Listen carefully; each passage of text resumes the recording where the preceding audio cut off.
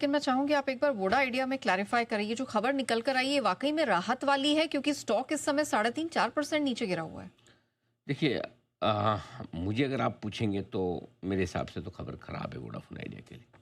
अ, और strict stop loss आपकी position में जो भी है उस पे फॉलो करना चाहिए आपको। ओके। क्यों? 2 चीज़ है। आज के अगर जो खबरें आ रही हैं ये से, क्योंकि देखिए डिटेल में आना बाकी है।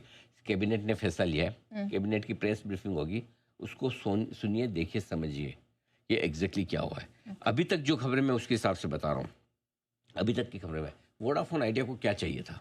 उनको 2 चीज़ें चाहिए। एक, हमारे पैसे कम से कम देने पड़े, और दूसरा, हमें पैसे के साथ साथ हमें समय ज़्यादा मिल जाए। ओके। ये 2 चीज़ें हैं। एक बार ज़रा कैश में वोडाफोन आइडिया का भाव बताइए। कैश में काफ़ी नीचे आया है वोडाफोन आइडिया, वहाँ का एक बार आप प्राइसेस रखिए, ये देखिएगा। तो पहली चीज़ ये है, उम्मीद ये थी कि 80-82 उस समय 83,000 करोड़ रुपए के हम एजीआर मान के चल रहे थे। लोगों को लगना था कि 40,000 करोड़ के आसपास, 45,000 करोड़ रुपए के आसपास का अमाउंट आएगा, आधा। लेकिन पूरा का पूरा तो 1 पैसे की रियायत नहीं है, पूरे के पूरे पैसे दे दें। ठीक है। अब दूसरी चीज़ ये चल रही थी कि हो सकता है 10-15 साल का टाइम मिल जाए। अब 10-15 साल का टाइम मिलने में 2 चीज़ें होती हैं यहाँ। 10-15 साल का टाइम तो अभी भी मिला है। 10 साल चुकाने का, 5 साल नहीं चुकाने का, 15 साल का हो गया।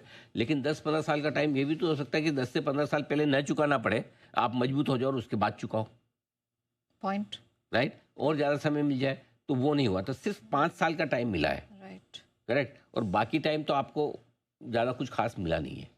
सो आई थिंक ओवरऑल अगर आप देखेंगे तो मेरा ये मानना है कि जिन लोगों ने एजीआर की उम्मीद में पोजीशंस बनाई थी, उनको एग्जिट कर लेना चाहिए, निकल जाना चाहिए। ओके। वोडाफोन आइडिया में मेरी राय इस पूरे डेवलपमेंट को देखा। अब इसमें अगर कुछ बदलाव हो के फाइन प्रिंट में कुछ नया आए कैबिनेट की मीटिंग से, वो तो मुझे नहीं पता। लेकिन अगर 87,000 करोड़ रुपए देने हैं और 5 साल बाद देने हैं, तो फिर इस स्टॉक में अब खत्म हो गया खेल। अब वो मज़ा नहीं रहा।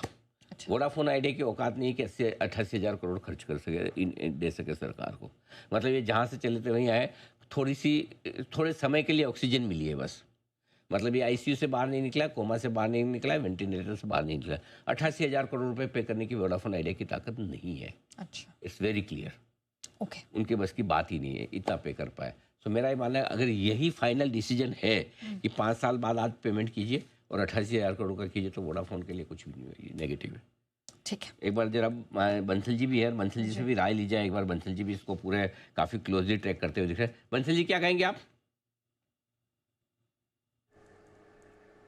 अनिल जी, बिल्कुल आपकी बात से मैं इत्तेफाक रखता हूं। अगर ये जो चीज़ हुई है, ये मतलब कि market was not expecting this. Market तो एक्सपेक्ट कर रहा था एटलीस्ट 40,000 प्लस करोड़ की कुछ रिबेट मिलेगी, तो कुछ भी रिबेट नहीं मिली है। और चार्ट्स के ऊपर भी जो सपोर्ट थे वो टूट रहे हैं, और एक बड़ा सपोर्ट 10.97 का, 10 रुपये 97 पैसे का, वो भी टूट रहा है।